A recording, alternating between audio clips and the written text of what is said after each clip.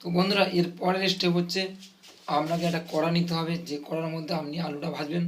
অবশ্যই গ্যাস জ্বালাবেন, গ্যাসটা জ্বালিয়ে কড়াটাকে আপনাকে শুকিয়ে নিতে হবে। তো দেখতে পাচ্ছেন কড়াটা শুকিয়ে যাচ্ছে।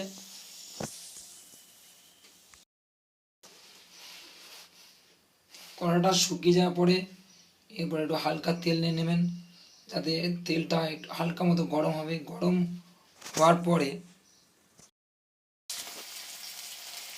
হওয়ার পরে স্বাদ মতো পেঁয়াজ নিয়ে নেবেন। আর যে যেমন লঙ্কা খেতে ভালোবাসেন অবশ্যই একটু লঙ্কা দিয়ে দেবেন, দিলে আরও ভালো লাগবে আপনাদের।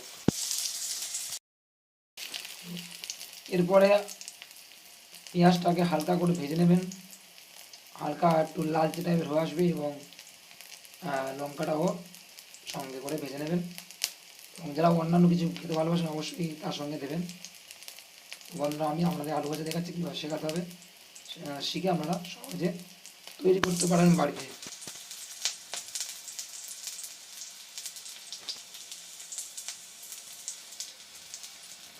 তো পেঁয়াজটা এভাবে ভাজতে আস্তে লাল হয়ে যাবে।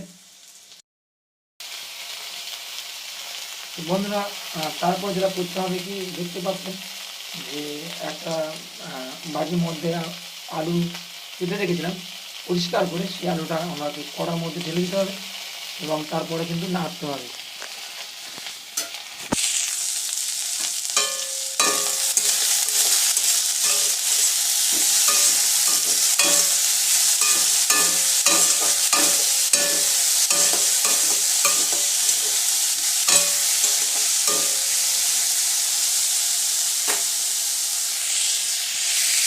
এরপরে স্বাদ মতো নুন দেবেন এবং সঙ্গে একটু হলুদ দেবেন। যারা লঙ্কা গুঁড়ো খেতে ভালোবাসেন তারা অবশ্যই লঙ্কা গুঁড়ো দিতে পারেন।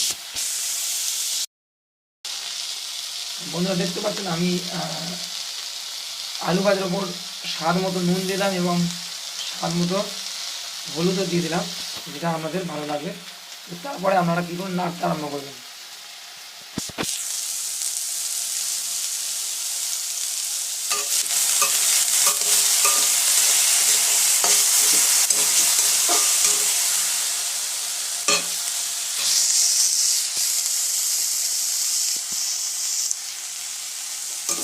বন্ধুরা, এইভাবে অবশ্যই নাড়তে আরম্ভ করবেন, তাহলে অবশ্যই পুরো আলুটা যেন কভার করলে কী হবে, আপনার হলুদটা লেগে থাকবে না।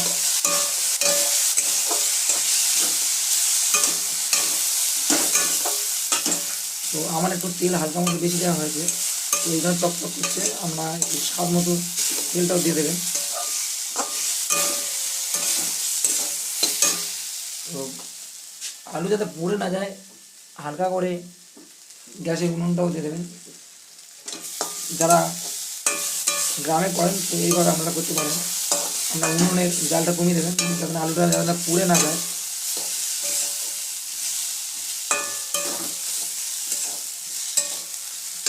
যারা জানেন, যারা নতুন আছেন তারা অবশ্যই শিখে নিতে পারেন।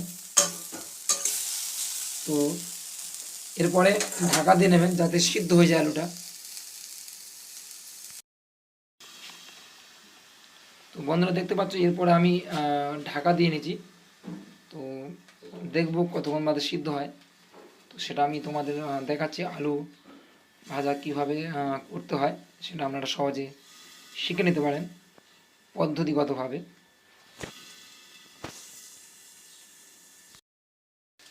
বন্ধুরা, দেখতে পাচ্ছেন আলুর আকারটা কিন্তু এই ধরনের এসছে। তো এরপরে আপনাকে এটা নাড়তে হবে।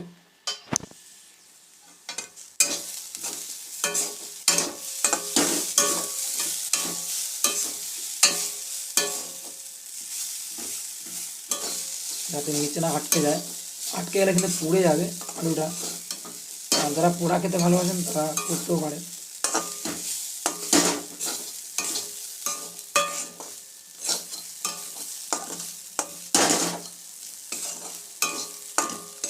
তো বন্ধুরা, আলু এখন ঠিকমতো সেদ্ধ হয়নি, এখনো বাকি আছে। অবশ্যই ফের কিছুক্ষণ চেক রাখতে পারবেন, ঢাকনা দিয়ে রাখবেন।